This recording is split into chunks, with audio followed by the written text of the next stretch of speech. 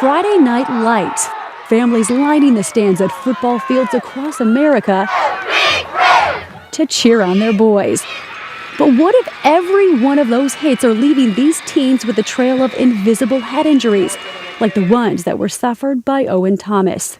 I mean, he just lived for football. He just couldn't wait. He said, I can't wait to hit somebody. Owen was the captain of Penn's football team, a third-generation college athlete. His parents say football was in his blood. How old was he when he started playing football? Well, we postponed that as long as we possibly could. But Owen just pestered us and pestered us. He wanted to play football. And he was happiest when he was with his team. He was very outgoing. He had a lot of friends. And he was popular with the cheerleaders. Which is why it came as such a shock when Owen, just 21, killed himself. You really could never fathom that your son was capable of doing something like this. I thought there has to be a smoking gun here. There has to be some reason behind this. They were still driving home from the hospital when they got a call from the Sports Legacy Institute, asking if they could study Owen's brain. When they asked for his brain, I said, well, he never had any concussions. I didn't think they'd find anything. I was sure they wouldn't find anything. But I thought, well, we'll do what we can to help their research or whatever. I was just astounded that they found CTE. CTE, or chronic traumatic encephalopathy, is a degenerative brain disease linked to symptoms like dementia, erratic behavior, and suicide. Doctors have detected it in the brains of dozens of now dead NFL players. But the discovery of CTE in Owen's brain makes him one of the youngest players ever to be diagnosed. I would say it was the straw that broke the camel's back. I think if he didn't have CTE, he would not have committed suicide. And indeed, what's happening inside the brains of the game's young athletes is now at the center of a heated public debate, not just about professional football, but about players who are in high school and even Pee-wee leagues. A string of big football names, including former NFL player Kurt Warner and the father of Super Bowl champ Tom Brady, have said learning about CTE has made them reconsider whether they would have allowed their own kids to play. The recent suicide of longtime NFL star Junior Seau has caused a lot of current players to think differently about the cost of playing the game. The San Diego native became the Chargers' hometown hero. Seau, a famously hard-hitting linebacker for San Diego, was an NFL legend. His death left many wondering if CTE was to blame. Seau's death rocked everybody. It rocked me a lot, For Jacob Bell, it was a tipping point. Until a few weeks ago, he had been living a dream, making millions playing professional football. To be a gladiator with everyone in the arena around you, cheering for you, giving you the glory and the fame, paying you millions of dollars.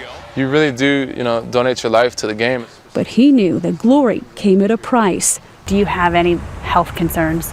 Absolutely, yeah. I think anyone that would say that they played 8 years in the NFL and didn't have some kind of health concern would be lying to you. I'm concerned about my mental and brain health.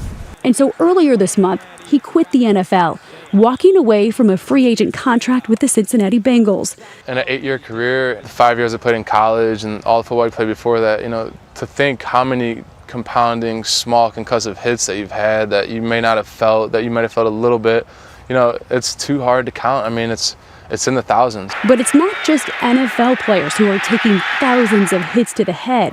One study found that a football player can sustain 8,000 head impacts by the time he finishes his college career.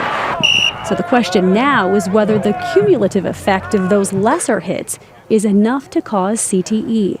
How much of that is occurring, we really don't know.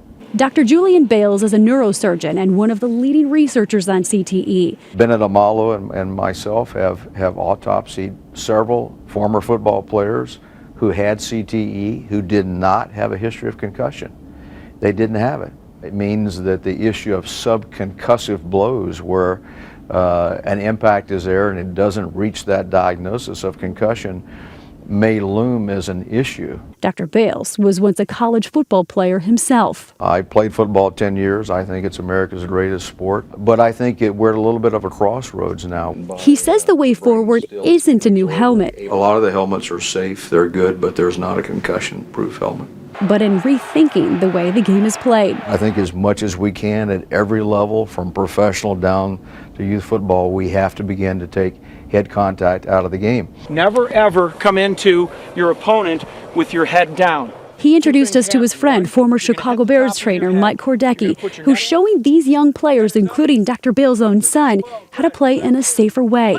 Go. Good. Good. Heads are up.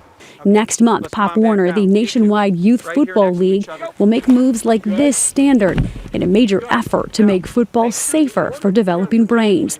If Owen knew the dangers of CTE, would he choose to play football? What do you think the answer is? I think he still would. Jacob Bell also says life in the NFL was worth the risk. Are you still going to play the game knowing what you know? For me, I would have still played. I would have still done it. He now wants to take on a role as an advocate for players, alerting them to the dangers of CTE. That's a way of keeping his heart in the game and his head out. For Nightline, I'm Paula Ferris in Los Angeles.